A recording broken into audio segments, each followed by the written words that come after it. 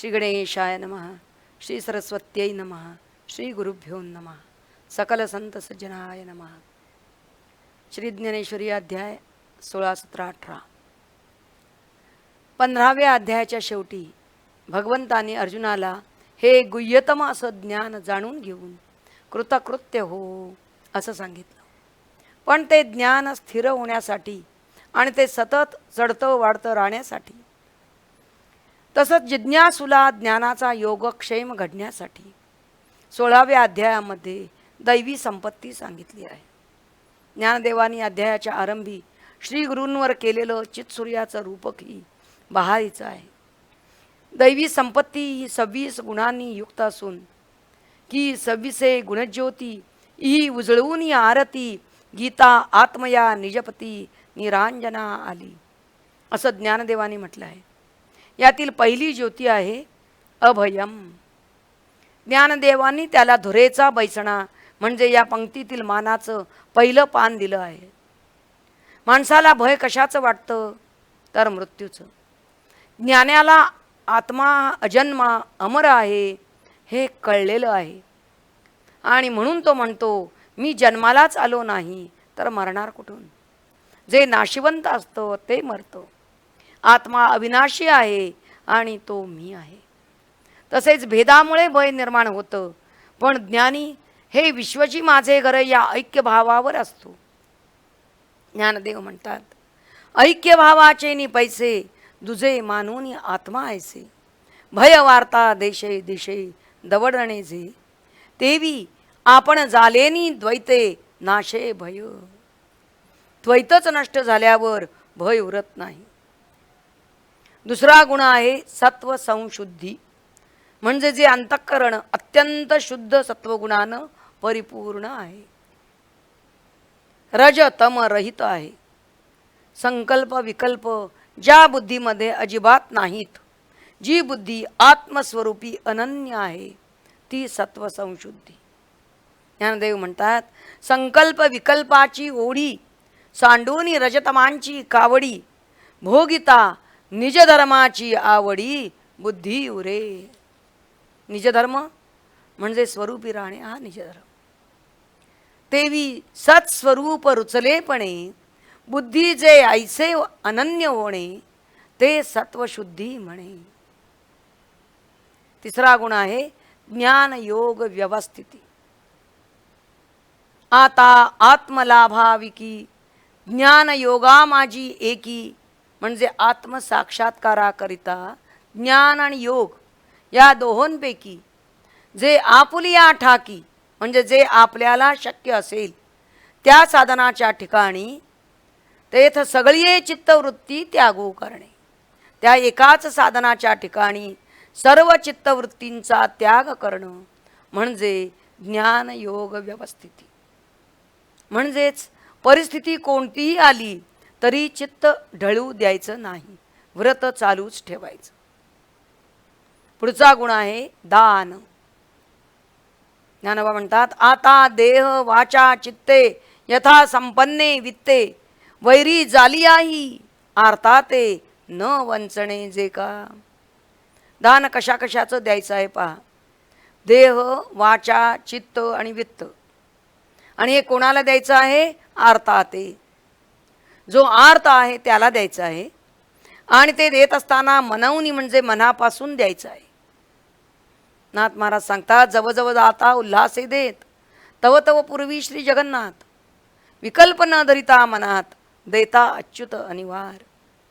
देव आम्हाला देतच असतो, पण आम्ही मात्र देवाला देव देव म्हणतो, म्हणजे दे दे. पुढचा गुण आहे दम, म्हणजे इंद्रिय निग्रह. विषय जातांचा वारा वाजवून दीजे इंद्रियद्वारा ये बांधवनी प्रत्याहारा हाती ओपी. इंद्रियांच्या दारातच वैराग्याचा अग्नी पसरून ठेवायचा, म्हणजे प्रवृत्ती चित्तापर्यंत जातच नाही. सहावा आहे यज्ञ. वेदविहित कर्मांचं आपल्या वर्णाश्रमानुसार आचरण आणि तेही फलाशारहित आचरण म्हणजे यज्ञ. शास्त्रानं पंचमहायज्ञ सांगितले आहेत. एक देवयज्ञ म्हणजे अग्निहोत्रादी, दुसरा आहे ऋषी यज्ञ संध्या गायत्री, तिसरा आहे पितृयज्ञ तर्पणादी, चौथा आहे मनुष्ययज्ञ अतिथी सेवा आणि पाचवा आहे भूतयज्ञ बली वैश्वदेव इत्यादी. ज्ञानदेव वैदिक धर्म मानणारे आहेत. त्यांनी ग्रंथारंभीच म्हटलं आहे ओम नमो ज्याद्या वेद प्रतिपाद्या, म्हणून ते आपणाला वेदाभ्यास करण्यास सांगताहेत. आणि हाच 7वा गुण आहे स्वाध्याय. प्रतिपाद्यू जो ईश्वरू तो होवावया लागी गोचरू, श्रुतींचा निरंतरू अभ्यास करणे. हा द्विजांना सांगितला आहे. आणि इतरांनी नाम मंत्र घोष करावा असं म्हटलं आहे. कृष्ण विष्णू हरी गोविंद या नामाचे निखळ प्रबंध हाच स्वाध्याय होय. पुढचा गुण आहे तप. स्वरूपाची या प्रसरा लागी प्राणेंद्रिय शरीरा आटणी करणे, जे विरा तेच तप. प्राण इंद्रिये आणि देह यांना शुष्क करणं म्हणजे त्यातील रस म्हणजे विषयाबद्दलची आसक्ती नाहीशी करणं म्हणजे तप. तसेच आत्मानात्म विवेक करणे म्हणजेही तप. आर्जव प्राणीमात्री सौजन्य आर्जवते म्हणजे रुजुता. अहिंसा जगाची सुखोद्देशे शरीरे वाचा मानसे रहाटणे, ते अहिंसे रूप जाण. सत्यम श्रवण सुख चतुर परिणमोनी साचार, बोलणे जे अविकार ते सत्य येथ. जे प्रिय हितकर पण निसंदिग्ध बोलणं ते सत्य. 12वा गुण आहे अक्रोध. क्रोध येईल असं दुसऱ्यांनी आपल्याशी वर्तन जरी केलं तरी ज्यांच्या ठाई क्रोधोर्मी उठतच नाहीत ते अक्रोधत्व. त्याग बुद्धिमंती देही अहंता सांडूनी, पाही सांडीजे अशेषही संसार जात, तया नाव त्यागू.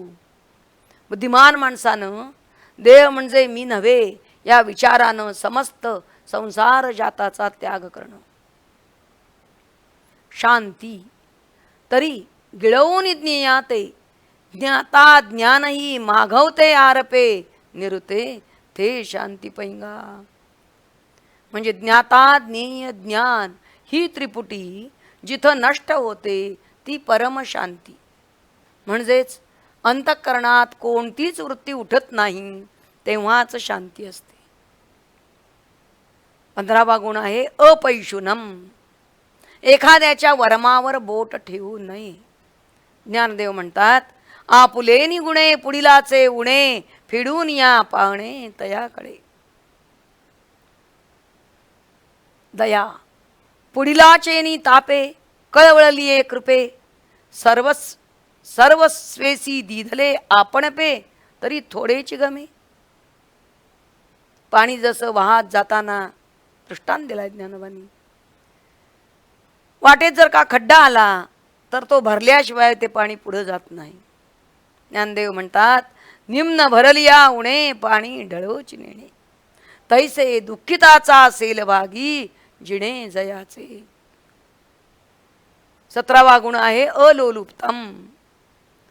अनासक्ती ऐक का स्वर्गीचे, भोग पायिक जालिया इच्छेचे, परी भोगावे हे न रुचे मना माझी. मार्दवम आकाश जसे महाभूतांना सामावून घेतं तसंच परमाणूमध्येही प्रवेश करतं. त्याप्रमाणे सर्वांना प्रेमानं आश्रय देण्या इतकं मोठं होणं आणि सर्वांच्या मनात प्रेमाचं स्थान मिळवण्या इतकं सूक्ष्म होणं याला मार्दव असं म्हणतात. री म्हणजे लज्जा.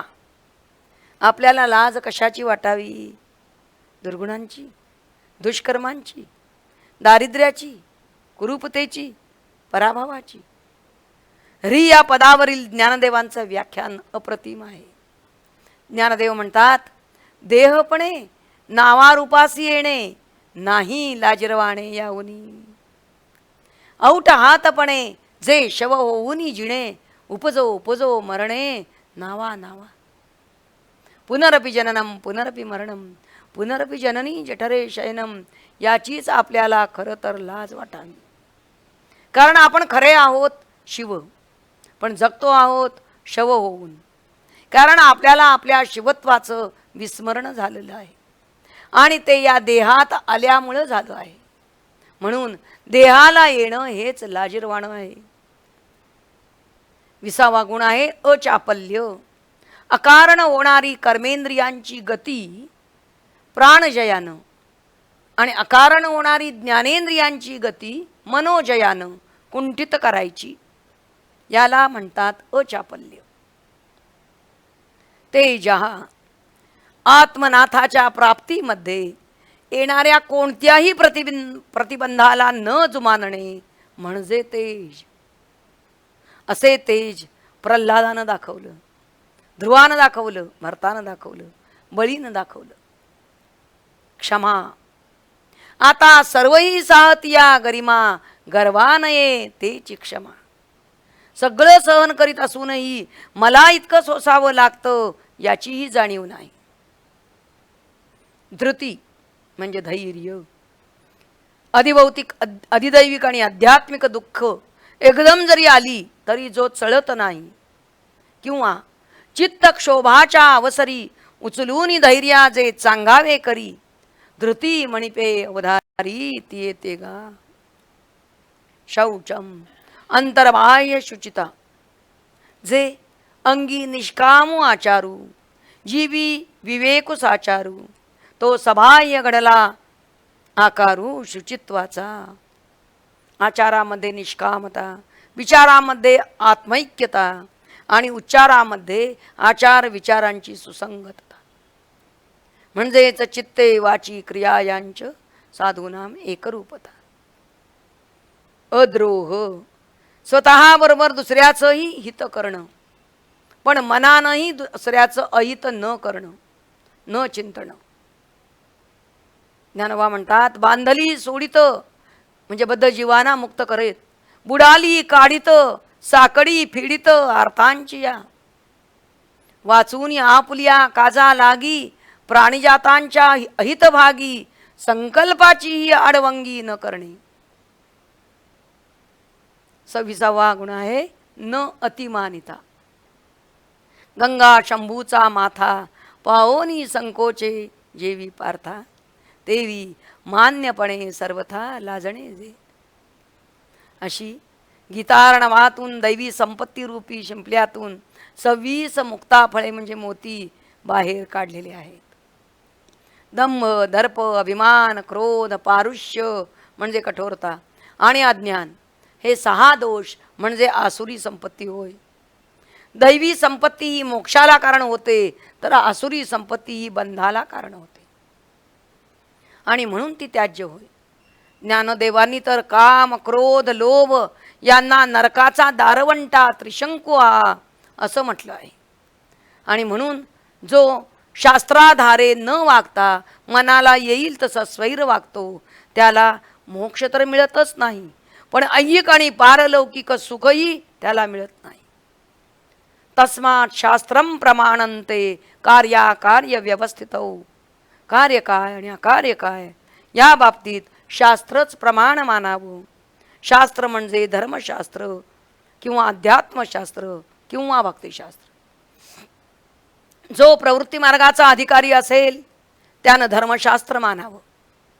जो निवृत्ती मार्गाचा अधिकारी असेल त्यानं अध्यात्मशास्त्र आचरावं. आणि प्रवृत्ती आणि निवृत्ती ही ओजी नेघेमती ही दोन्ही ज्याला पेलत नसतील त्यानं अखंड चित्तवृत्ती माझ्या ठाई म्हणजेच त्यानं भक्तिशास्त्र आचरावं. ज्ञानदेव म्हणतात जयाथी आपुली कृपा तेणे वेदांची निरोपा आनन कीजे. ज्याला आपलं हित व्हावं असं वाटतं त्यानं वेदांच्या आज्ञा डावलू नयेत. कारण नाही गा श्रुती परवती माऊली जगा. किंवा ना तरी श्री गुरु वचना दिठी दे तू जतना. वेदाध्ययन केलेलं नाही आहे, करता येत नाही आहे, त्यांनी गुरु आज्ञा पाळावी. इथे दैवासुर संपद विभाग योग हा 16वा अध्याय संपतो. पण अर्जुनाच्या मनामध्ये अशी शंका आली की वेद किती अफाट, शास्त्र किती विविध आणि कठीण, आपलं आयुष्य किती तोकडं, बुद्धिशक्ती किती मर्यादित, श्रोत्रिय गुरुही भेटतील असं नाही. तेव्हा शास्त्राभ्यास न करता शास्त्राभ्यास केलेल्या श्रेष्ठांचं जर श्रद्धेनं अनुकरण जर आपण केलं तर काय हरकत आहे. त्यावर श्रीकृष्णाने काय सांगितलं हे अंधश्रद्धा निर्मूलन करणाऱ्यांनी लक्षपूर्वक ऐकावं. भगवान म्हणतात, श्रद्धा म्हणितली यासाठी पाते जो नये किरीटी.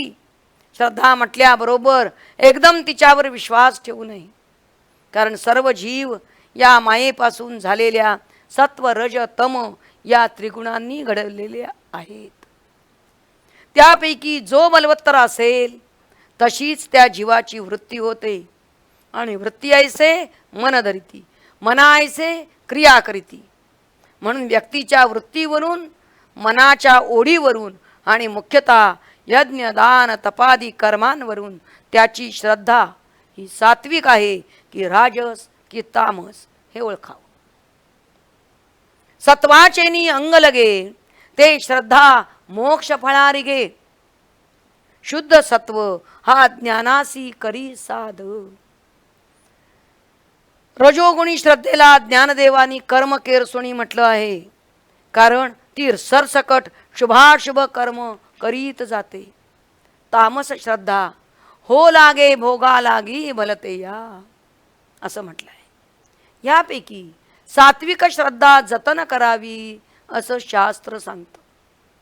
त्यासाठी सात्विक आहार घ्यावा असं भगवंतानी म्हटलं आहे, कारण जसा आहार घ्यावा तसा स्वभाव बनतो. जैसा घेपे आहारू धातू तैसाची होये आकारू, आणि धातू ऐसा अंतरू भावो पोखे. अन्नाच्या सूक्ष्म भागापासून रक्तादी सप्त धातू बनतात.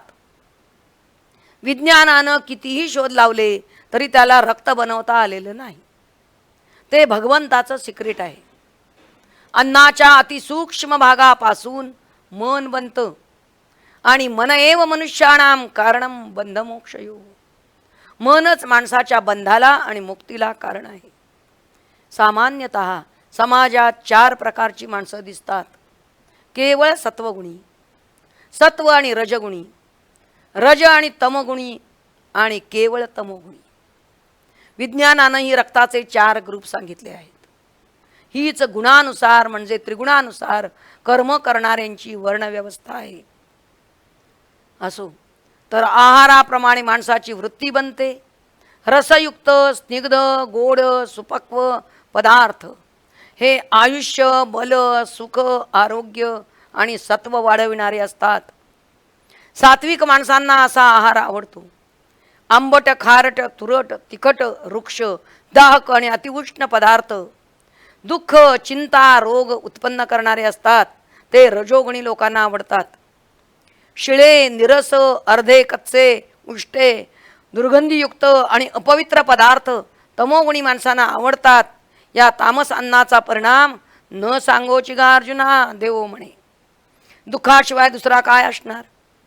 अशा 3 प्रकारे आहार करणाऱ्या जीवांच्या यज्ञ दान तप या क्रियाही सात्विक राजस तामस कशा दिसून येतात ते क्रमानं पाहू. जे आपुला स्वहिती वेचून या चित्तवृत्ती नुरवितीची अहंकृती फळा लागी. शास्त्रविधीनुसार मनोनिश्चयपूर्वक पण फलेच्छा न ठेवता जो यज्ञ केला जातो त्याला सात्विक यज्ञ म्हणतात.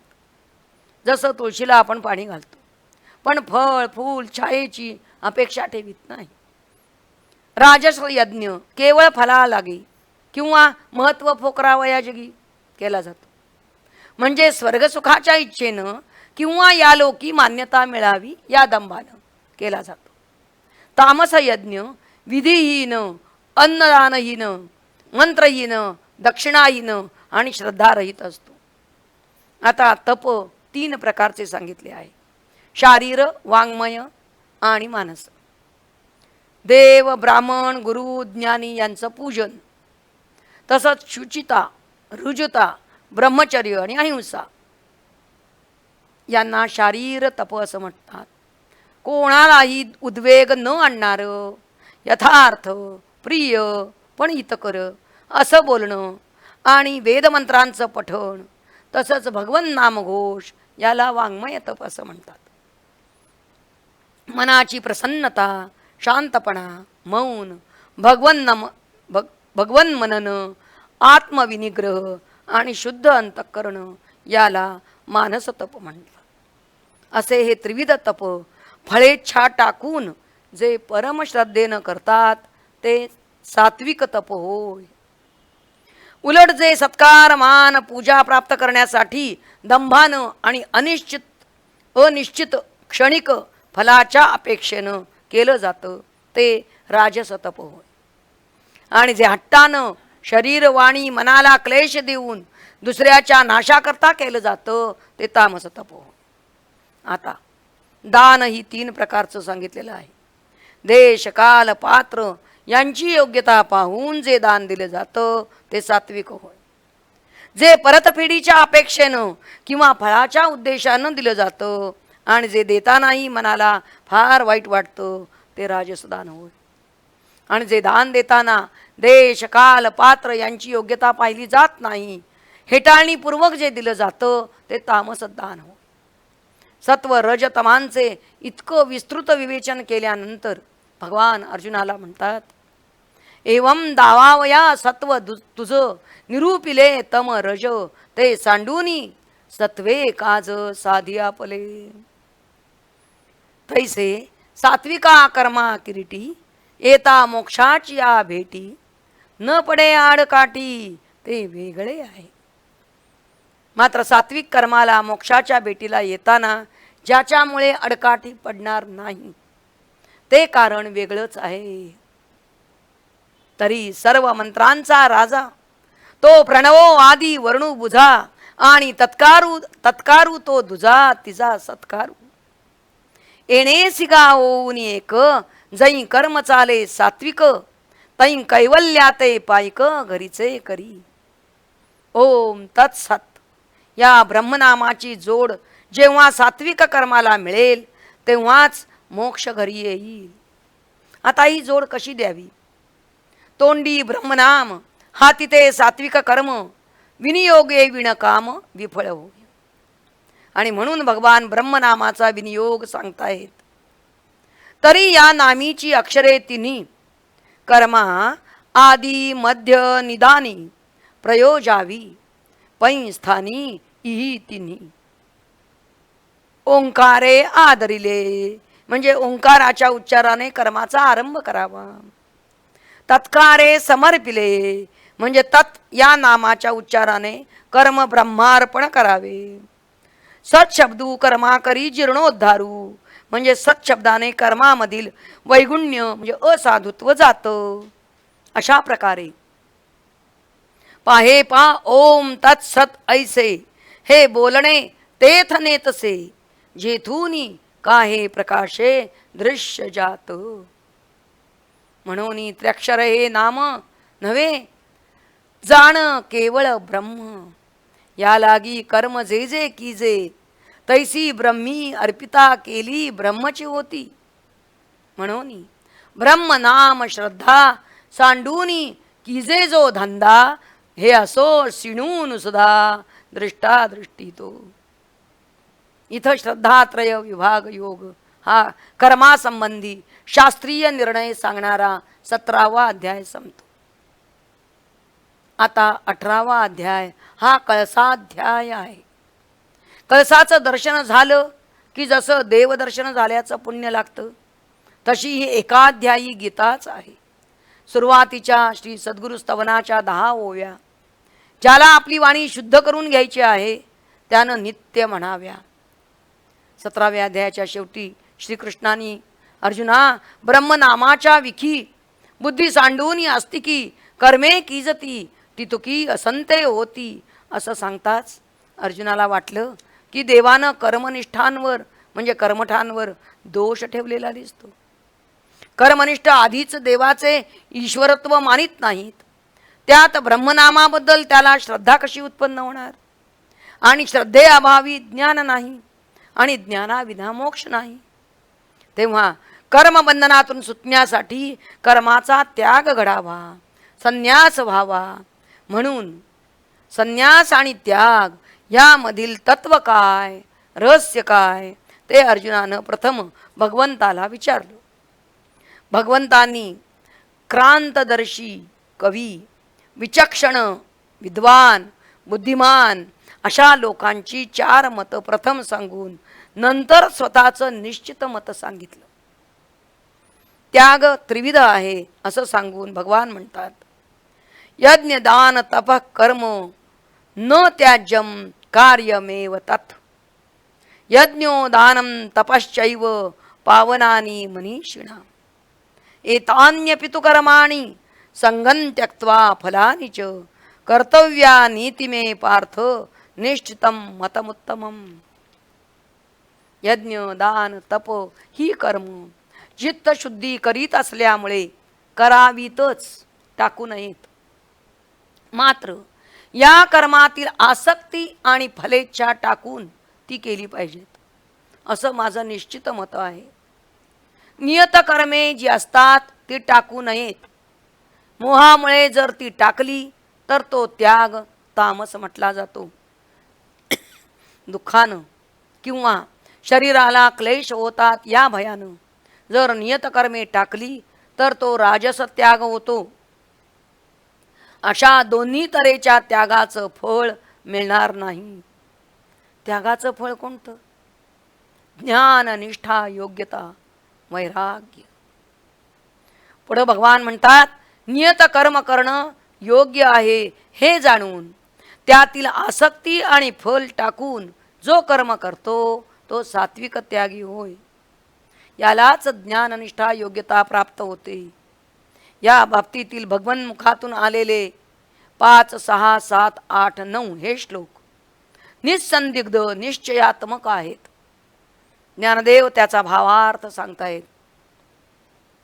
यज्ञ दान तपादिके ये कर्मे आवश्यके तिये न संडावी पांथिके पाऊले जैसे. कर्मनिष्ठाने परमार्थ मार्गाच्या वाटचालीला निघताना नियत कर्मांच्या पायांनीच चाललं पाहिजे.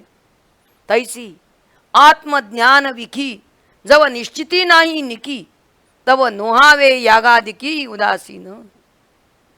तैसे निष्ठा केले कर्म झाडी करुनी रजतम सत्वशुद्धीचे धाम डोळा दावी.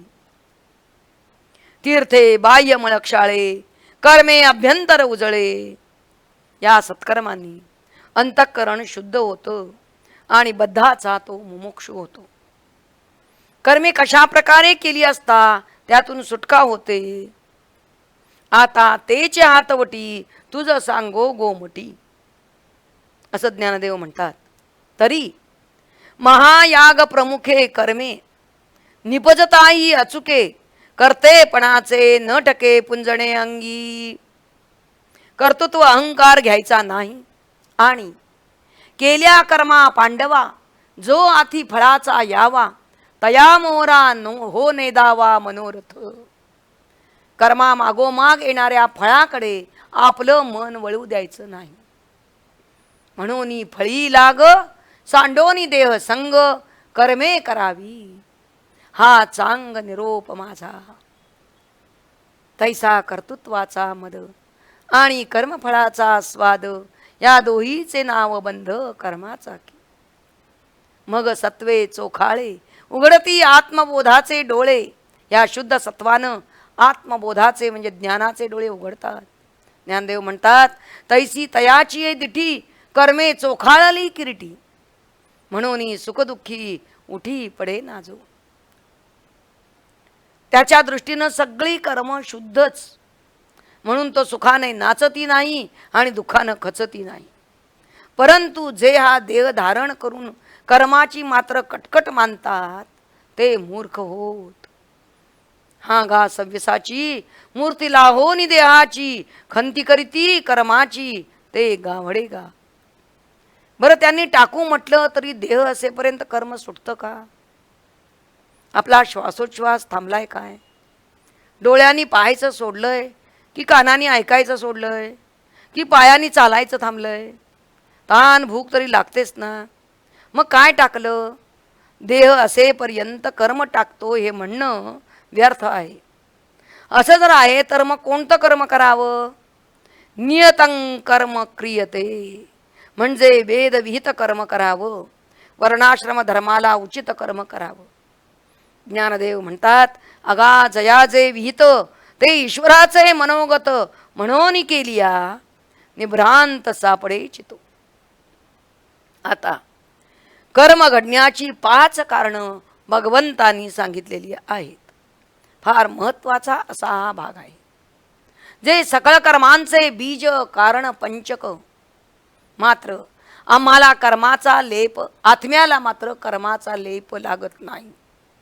आत्मतत्व उदासीन, ते ना हेतू ना उपादान, ना ते अंगे करी संवाहन कर्मसिद्धीचे. म्हणजे आत्मतत्व कर्माचे उपादान कारणही नाही, निमित्त कारणही नाही आणि सहकारी कारणही नाही. कसं ते बघूया एका उदाहरणानं. आकाशामध्ये ढग निर्माण होतात. याचं उपादान कारण समुद्राचं पाणी आहे. निमित्त कारण सूर्याचं तेज आहे. सहकारी कारण वारा आहे. ढग उत्पन्न होणे या कर्मात आकाश मात्र साक्षी आहे. असाच आत्मा सुद्धा साक्षी आहे. आता कर्माची 5 कारणं पाहू. अधिष्ठानं तथा कर्ता करणंच पृथग्विधम विविधाश्च पृथक चेष्टा दैवम चैवात्र पंचम. पहिलं आहे अधिष्ठान, म्हणजे देह. जीव सुखदुःख भोगण्यासाठी इथं राहायला येतो म्हणून या देहाला अधिष्ठान म्हटलं आहे. भोगावया पुरुखा आन ठावोची नाही देखा, म्हणून या अधिष्ठान भाखा बोलीजे देह. या जीवाचे कुटुंब 24 तत्वांचं आहे.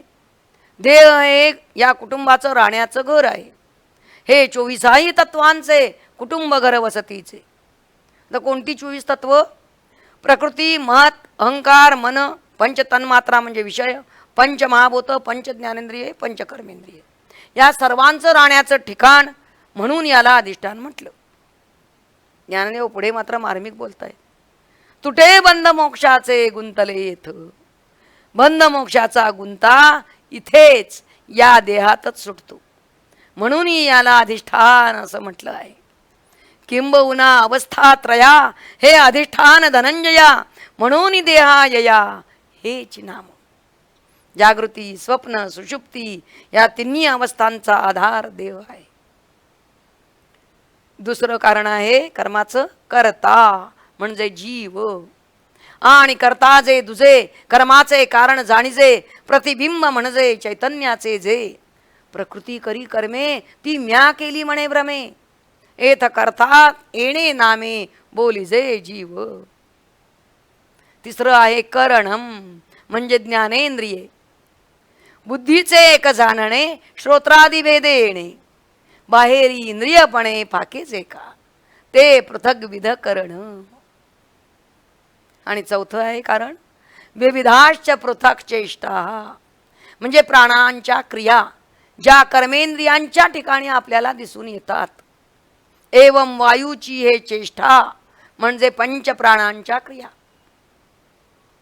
आणि 5वं कारण आहे दैवम, म्हणजे नशीब नव्हे. भाष्यकारा ते वाट पुसत ज्ञानदेवांनी दैव शब्दावर अप्रतिम व्याख्यान केलं आहे. प्रत्येक इंद्रियांच्या मागे त्यावर अनुग्रह करणारी एक देवता असते. तिच्या कृपेमुळेच इंद्रिये ज्ञान ग्रहण करू शकतात. देवतेची अवकृपा होताच इंद्रिय असून सुद्धा ते ज्ञान ग्रहण करू शकत नाही. उदाहरणार्थ डोळे असूनही सूर्यदेवतेची अवकृपा होताच अंधत्व येतो. इंद्रिये आणि त्यांच्या अनुग्राहक देवता पुढील प्रमाणे आहेत. ज्ञानेंद्रिये, डोळे देवता आहे सूर्य, कान दिशा, त्वचा वायू, जिव्हा करण वरुण, नाक अश्विनी कुमार. आणि कर्मेंद्रिय वाणी, तिची देवता आहे अग्नी, हात इंद्र, पाय उपेंद्र, गुद यम आणि शिष्ण प्रजापती. ज्ञानदेव म्हणतात ते देववृंद बरवे कर्म कारण पाचवे. अशा प्रकारे कर्माची ही 5 उपादान कारणे आहेत. हीच निमित्त कारणे सुद्धा आहेत. जसं उसाच्या वाढीला उसाचं कांडच उपादान कारणी आहे आणि निमित्त कारणी. किंवा जशी वाग्देवता देवतेची स्तुती आपण वाणीनंच करतो, तसं शारीरिक वाचिक आणि मानसिक कर्माला कारण हे शरीर वाणी आणि मनच आहे. मात्र इथे आत्म्याला जो कर्माचा कर्ता समजतो तो दुर्मती होय. वास्तविक आत्माच करता हाही त्याचा निश्चय खरा नसतो. कारण मीच करता असं तो म्हणत असतो आणि मी म्हणजे कुणाला समजतो, मी म्हणजे देह असंच तो समजत असतो. त्यामुळं आत्म्याला देहाच्या मापानं तो मोजित असतो. ज्ञानदेव म्हणतात म्हणून उमपा आत्मयाते देहची वरी मविजे येथे तेणे देहात्मदृष्टीमुळे आत्मया घापे देहाचे जाळे. देहाच्या ठिकाणी आत्मदृष्टी ठेवल्यामुळे आत्म्याला जणून देहाच्या जाळ्यात त्यानं घातलं आहे. पण हे बंधन कल्पित आहे.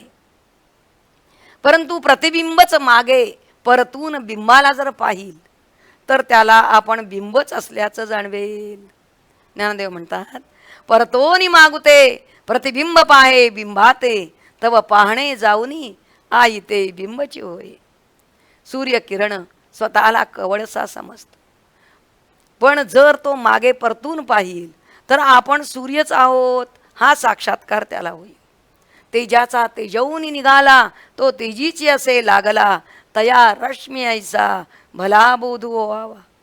मागे परतून पाहणं म्हणजेच अंतर्मुख होणं. आता कर्मापासून जो मुक्त झाला आहे त्याचं लक्षण कसं असतं ते भगवान उपपत्तीची बाहे उभवून सांगतायत. म्हणजे विचारांचे बाहू उंचावून सांगतायत. यस्य नाहंकृतो भाव बुद्धिर यस्य न लिप्यते. ज्याचा मी करता हा भाव नाही आणि ज्याची बुद्धी कर्मफलात लिप्त होत नाही त्यानं कर्म जरी केली तरी तो बद्ध होत नाही. कारण देहीच जो असेही विदेह दृष्टी. देहात असतानाच त्याचं देहतादात्म्य सुटलेलं असतं. मी देह नाही, मी शुद्ध बुद्ध मुक्त नित्य आत्मा आहे असा त्याचा पक्का बोध झालेला असतो. म्हणून आत्मयाचे केवळ जो रूपची जाहला निखळ तया नाही बंदिशाळ कर्माची हे परी. अज्ञानाच्या पटी अन्यथा ज्ञानाचे चित्र उठी. अन्यथा ज्ञान म्हणजे प्रपंच रूप ब्रह्मज्ञान. ते तर चितारणी हे त्रिपुटी प्रसिद्ध का. प्रसिद्ध जे का 3 त्रिपुटी प्रसिद्ध आहेत. पहिली आहे ज्ञाता ज्ञेय ज्ञान, दुसरी आहे कर्ता कर्म करण आणि तिसरी आहे भोक्ता भोग्य भोग. कर्माचे प्रवर्तक आहेत ज्ञाता ज्ञेय ज्ञान. जाणणारा तो ज्ञाता, जे जाणायचं ते ज्ञेय, ज्याच्या द्वारे जाणायचं ते ज्ञान. हे कर्माचे प्रवर्तक आहेत. कर्माचे आश्रय आहेत कर्ता कर्म आणि करण.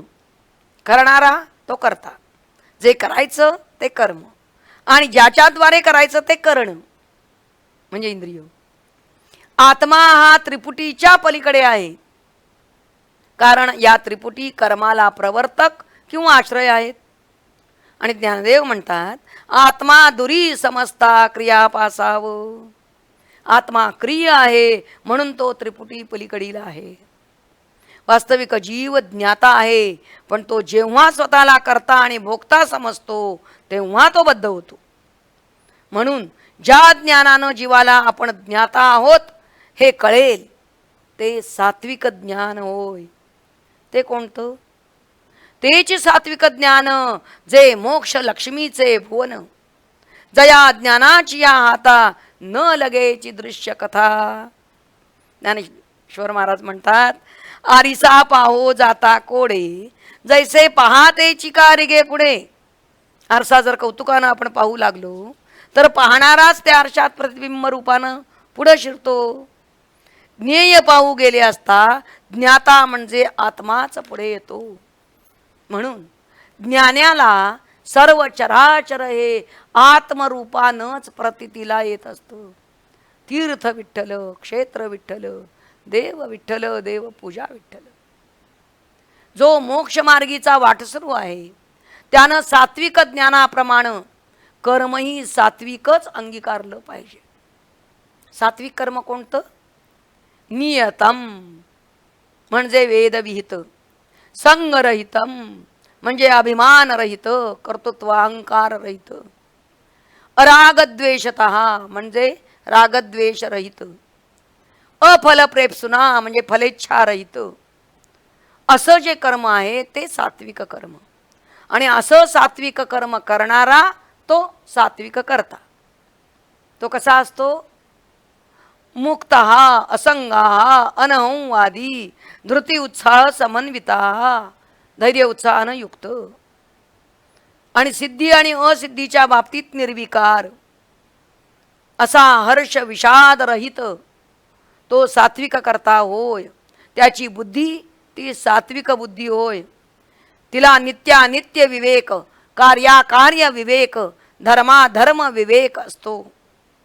बंध मोक्ष, प्रवृत्ती निवृत्ती हे जी बुद्धी जाणते ती सात्विकी बुद्धी. त्याची धृती म्हणजे धैर्य सुद्धा प्रशंसनीय आहे. ज्ञानदेव म्हणतात, संकल्प विकल्पाचे लुगडे सांडूनी मन उघडे, बुद्धी मागिलीकडे उगेची बैसे. मन, प्राण, इंद्रिये ह्या निसंग झालेल्या सर्व मंडळींना योग कौशल्यानं तो ध्यानाच्या आतल्या सविकल्प समाधीच्या घरात कोंडून ठेवतो. मात्र निर्विकल्प समाधीमध्ये जोपर्यंत प्रत्येकाला परमात्मनिष्ठ केलं जात नाही तोपर्यंत त्यांना म्हणजे मन, प्राण, इंद्रियांना तो लाच न देता धरून ठेवतो. तीच धृती होय. तव लाच न घेता धृती धरिजती जिया, हिला सात्विक धृती असं म्हटलेलं आहे. याच धृतीच्या योगे त्याला अमृतोपम आणि आत्मबुद्धी प्रसादजम असं सात्विक सुख प्राप्त होतं, जे आरंभी विषमिव असतं आणि परिणामी अमृतोपम असतं. बुद्धी आत्मरूप होताच अद्वयानंदाची खाण आपोआप उघडते. ज्ञानदेव म्हणतात, सागरी गंगा जैसी आत्मी मीनल्या बुद्धी तैसी, अद्वयानंदाची आपैसी खाणी उघडे. असं ते सात्विक सुख. इथवर आपल्या लक्षात आलं असेल की मी फक्त सात्विक ज्ञान, सात्विक कर्म, सात्विक कर्ता, सात्विक बुद्धी, सात्विक धृती आणि सात्विक सुख असे फक्त सत्वगुणाचेच विवेचन केलेलं आहे. कारण सत्वात संजायते ज्ञानम आणि सत्वगुण हा मोक्षाकडे नेणारा आहे. रजतम जीवाला बंधनाला कारण होणारे आहेत. जो मुमुक्षु आहे त्याने ते कमी कमी करायचे आहेत आणि साधकाला तर ते त्याज्यच आहेत. म्हणून या रजतमांचं वर्णन केलेलं नाही. आता भगवान सांगतात, हे विश्व त्रिगुणांनी बनलेलं आहे. या त्रिगुणांनी एका ईश्वराचे ब्रह्मा, विष्णू, महेश असे 3 प्रकार केले. स्वर्ग, मृत्यू, पाताळ असे त्रिलोक केले. या त्रिगुणांनी मनुष्य जातीचे 4 वर्ण केले आणि प्रत्येकाला स्वभावजम कर्म सांगितले. ब्राह्मणाला शम, दम, तप, शौच, क्षमा, आर्जव, ज्ञान, विज्ञान, आस्तिक्य असा नवरत्नहार सांगितला. क्षत्रियाला शौर्य, तेज, धृती, दक्षता, युद्धातून पळून न जाणं, दान आणि शासकत्व अशी सप्तपदी सांगितली. वैश्याला कृषी, गोरक्ष आणि वाणिज्य म्हणजे व्यापार सांगितला आणि शूद्राला सेवा हेच स्वाभाविक कर्म सांगितलं. भगवान म्हणतात, स्वे स्वे कर्मण्यभिरता संसिद्धीम लभते नरः. आपापल्या कर्मात निमग्न असलेला मनुष्य संसिद्धी प्राप्त करून घेतो. कशा प्रकारे? ज्ञानदेव सांगतात, आळस सांडुनी, फळकाम दवडुनी, अंगे जीवे मांडुनी तेथेची भरू. आळस टाकून, फलेच्छा सोडून, शरीराने आणि मनानेही विहित कर्मावरच भर देऊन, अर्जुना, जो यापरी ते विहित कर्म स्वये करी तो मोक्षाच्या ऐलद्वारी पैठा होय. ते विहित कर्म पांडवा आपुला अनन्य ओलावा, आणि हेची परमसेवा मज सर्वात्मकाची. विहित कर्म हेच साधकाचं अनन्य जीवन आहे, आणि हीच परमात्म्याची श्रेष्ठ सेवा आहे.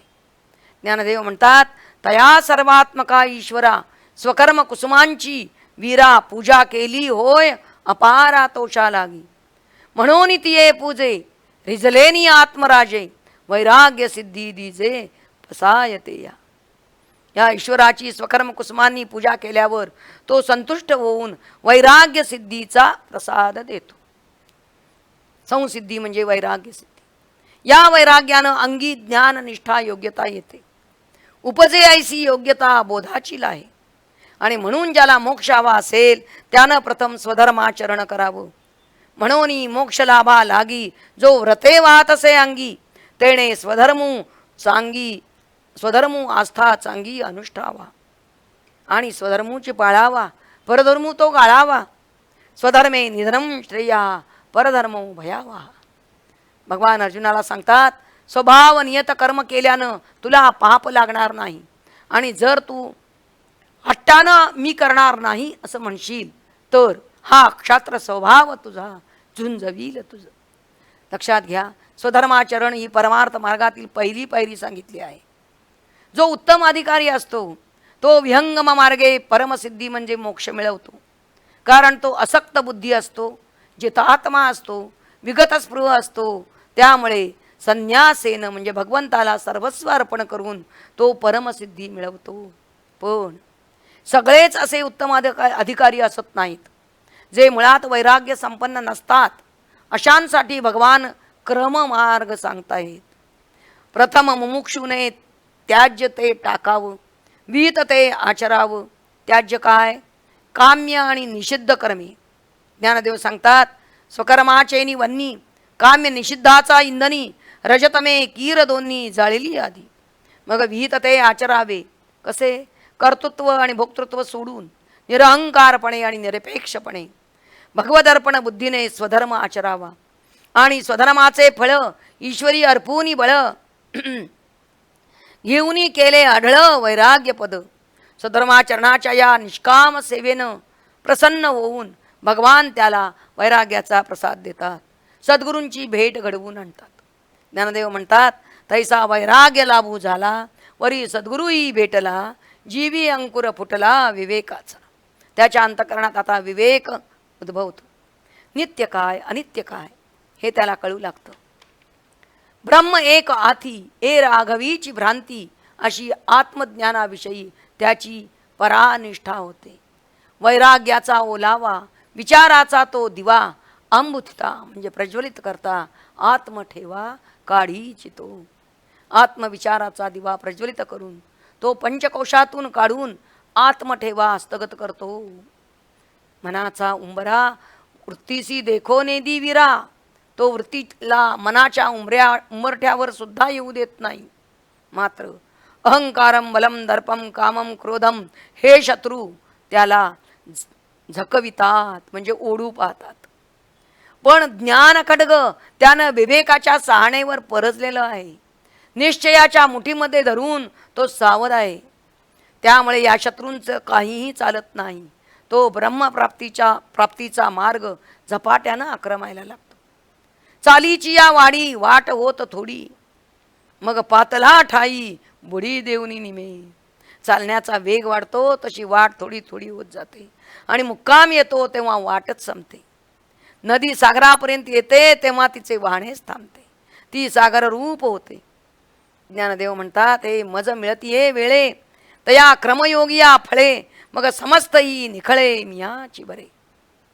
भगवान सांगतात, जो एकवटला मज तो मीच केवळ. बाहू उंचावून भगवान आता सांगतायत, ज्ञानिया तो आत्मा माझा. जो आत्मेनी मिया एके कोंदला, त्याचा जन्म मरणाचा प्रवाहच संपला. आपण पाणी रिगे स्नाना केवी. आपण पाणीच झाल्यावर आता स्नान करणं हे द्वैत उरतच नाही. म्हणून सर्व मी झालेपणे ठेले तया येणे जाणे. हेची गा यात्रा करणे अद्वया मज. त्यानं अद्वयाशा माझी यात्रा केली असल्यामुळे त्याचे आता व्यवहारातील चालणे ही खरं तर ठेले आहे. न चालणेच आहे, म्हणजे नैष्कर्म्य आहे. ज्ञानदेव म्हणतात, जळावरिलू तरंगू जरी धाविन्नला सवेगू, तरी नाही भूमी भागू क्रमिला तेणे. तरंग पाण्यावर कितीही धावला तरी तो पाण्यावरच असतो. तसा ज्ञानाचा आत्मबोध दृढ असतो.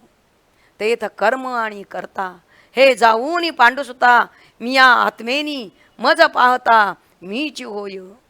जे कर्म मिया कीजे ते करणे कैचे, एवं तो बोले ते स्तवन, तो देखे ते दर्शन, अद्वया मज गमन तो चाले तेची.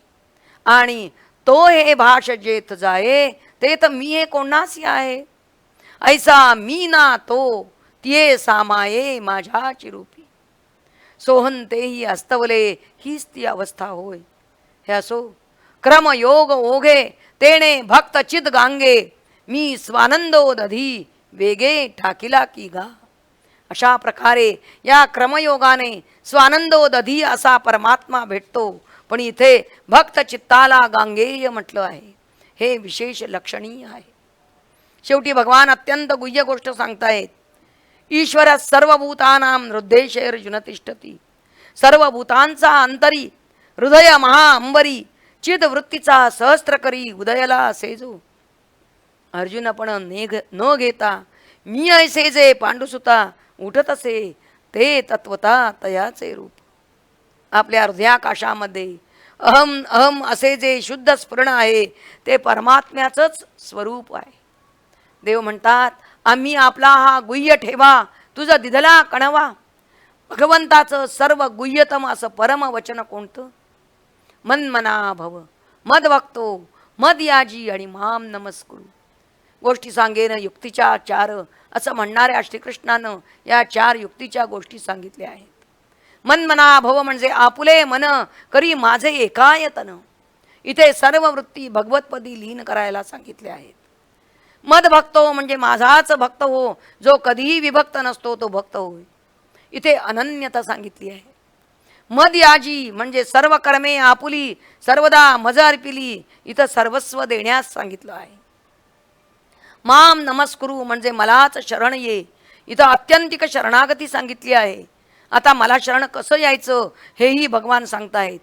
सर्व धर्मान परित्यज्य मामेकं शरणं व्रज. सर्व धर्म म्हणजे देहधर्म, इंद्रिय धर्म, प्राणधर्म, मनोधर्म, बुद्धिधर्म, अंतःकरण धर्म. मी म्हणजे हा साडेतीन देह, ज्याला जन्ममरण आहे, हा देहधर्म.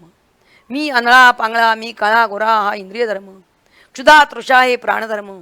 सुख दुःख हे मनोधर्म. करता भोक्ता हे बुद्धिधर्म. शोक मोह हे अंतःकरण धर्म. हे सर्व धर्म सोडून तू मलाच शरण ये, मी तुला सर्व पापेभ्यो मोक्षयिष्यामी. हे भगवत वचन आहे.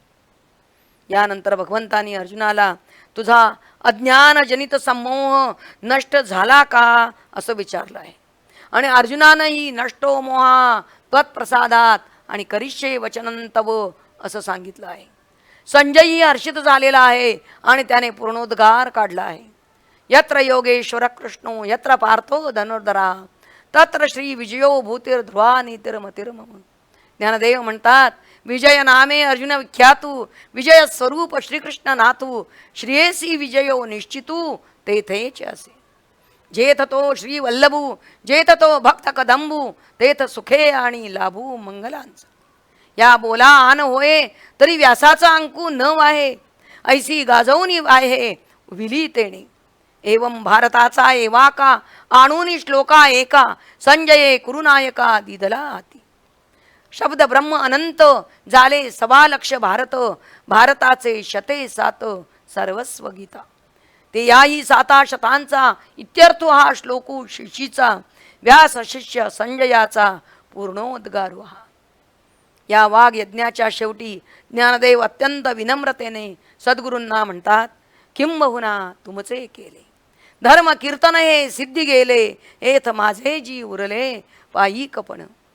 आता विश्वात्मके देवे येणे वाघ यज्ञे तोषावे, तोषोनी मज द्यावे पसाय दान आहे. ज्ञानदेवाने विश्वात्मक देवाला आवाहन केलं आहे. जे खळांची व्यंकटी सांडो. खळ म्हणजे दुष्ट दुर्जन, व्यंकटी म्हणजे कुटिलता दुष्टपणा. प्रसाद हाच द्या की या विश्वातील दुष्टांचा दुष्टपणा जाऊ. तया सत्कर्मी रती वाढो. सत्कर्म कोणतं? 15व्या अध्यायात सांगितलेलं. संताचा व्यवसता योगज्ञानी पैसता गुरुचरण उपासिता वैराग्येसी येणेचे सत्कर्मे. म्हणजे सत्संग, योग ज्ञानात वाटचाल, निरपेक्ष गुरुसेवा ही सत्कर्मे आहेत. आणि हीच सत्कर्मे विश्वातील अखिल मानव जर करू लागले तर भूता परस्परे पडो मैत्र जीवाच. अखिल भूत मात्र बंधुभावाने नांदतील. कारण आत्मैक्य बोध झाल्यानंतर भेद उरतच नाही. दुरितांचे तिमिर जाओ. जे अज्ञान अंधकारामध्ये आहेत ते दुरित, त्यांचे तिमिर म्हणजे अज्ञान जाओ. आणि विश्व स्वधर्म सूर्ये पाहो. अज्ञानी जन आळस टाकून स्वधर्माचरण करोत. स्वधर्म कोणता? स्वचा धर्म. स्व म्हणजे आत्मा. आत्मधर्माचं अनुष्ठान करोत की ज्यामुळे त्यांचं जीवन उजळून जाओ, प्रकाशमय हो. जो जे वांछील तो ते लाहो. म्हणजे जो जो विषयी इच्छावा तो तो प्राप्त व्हावा असा इथं अर्थ नाही. तर संकल्प मात्रेण सिद्धी म्हणजे संकल्प करताच तो पूर्ण व्हावा असे सिद्धच सगळे प्राणी मात्र व्हावेत. जीव मुळात मोघ संकल्प असतो. ईश्वरच अमोघ संकल्प असतो. म्हणजे त्याच्या संकल्पात पूर्णतेचं सामर्थ्य असतं. पण जे ईश्वरनिष्ठ असतात तेही अमोघ संकल्प असतात. अशा ईश्वरनिष्ठांची मांदियाळी इथं व्हावी आणि ती अनवरत म्हणजे अखंड सतत व्हावी. हे ईश्वरनिष्ठ कसे? चला कल्पतरूंचे अरव. चला म्हणजे हलणारे, चालते बोलते. संत हे कल्पतरू आहेत पण तरू चालत नाहीत, हे मात्र चालते आहेत. चेतना चिंतामणींचे गाव. चिंतामणी जड आहे पण हे चेतन चिंतामणी आहेत. एकच नव्हे तर यांचे गावच आहे. बोलते जे अर्णव पियुषांचे. यांचे बोलणे म्हणजे अमृताचा समुद्रच. त्यात जसं माधुर्य आहे तशी जीवाला अमर करण्याची संजीवनी आहे. म्हणून संत वचन हे अक्षर वाङ्मय आहे. चंद्रमे जे अलांछन. हे इतके शुद्ध अंतःकरणाचे आहेत की जणू पूर्ण चंद्रच. पण या चंद्राला लांछन नाही. कसलं लांछन? अंतःकरणावर वृत्ती उठणं हेच जीवाचं लांछन आहे.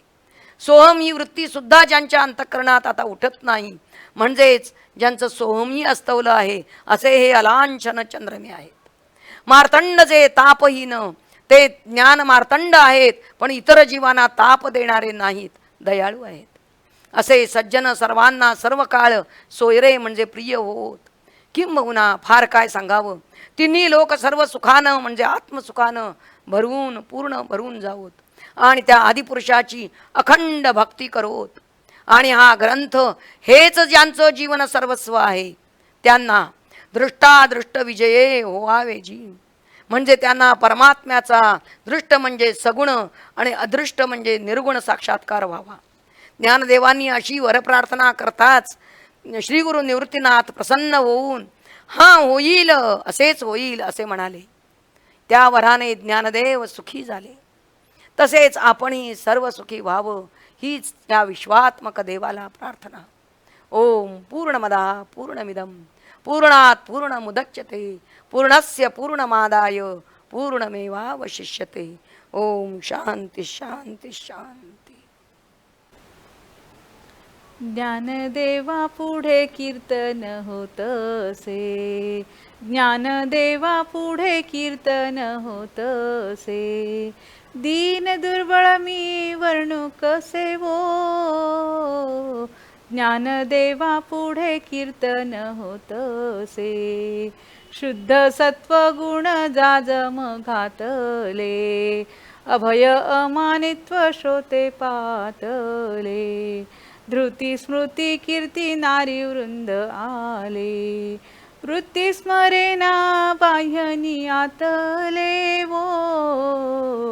ज्ञानदेवा पुढे कीर्तन होतसे.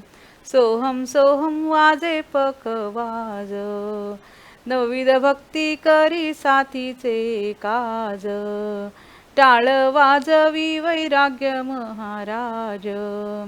आत्मानंद कीर्तनी जमला साज वो. ज्ञानदेवा पुढे कीर्तन होतसे. ज्ञानदेवा पुढे कीर्तन होतसे.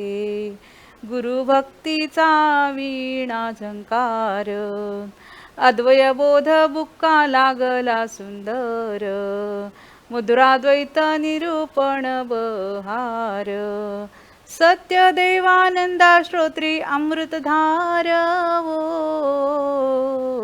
ज्ञानदेवा पुढे कीर्तन होतसे, ज्ञानदेवा पुढे कीर्तन होतसे, दीन दुर्बळ मी वर्णू कसे वो,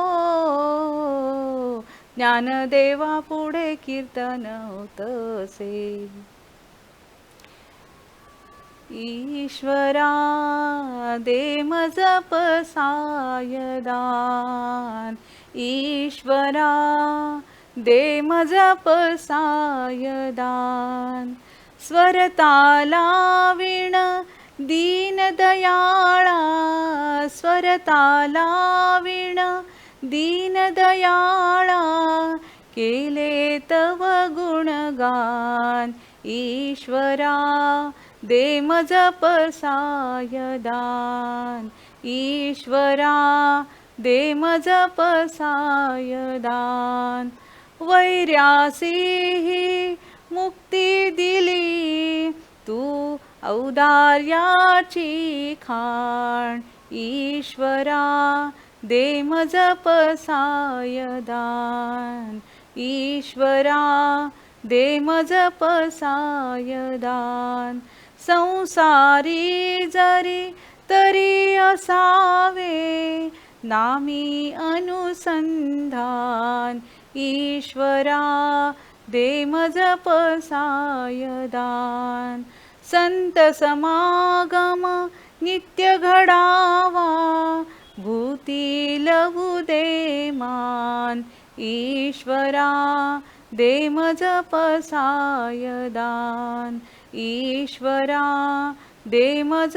पसायदान, परोपकारी जीवन राहो मरणाचे ही भान, ईश्वरा दे मज पसायदान, ईश्वरा दे मज पसायदान, कांता सुत धन अनित्य त्यावरी ठेवू तुळशी पान, ईश्वरा दे मज पसायदान,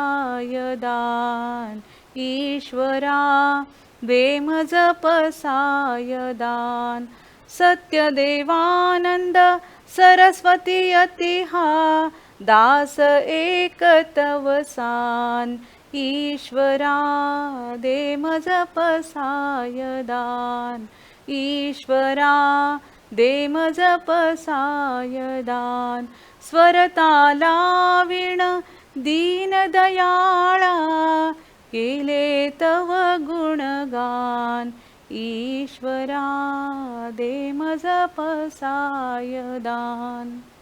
हरि ओम तत्सत.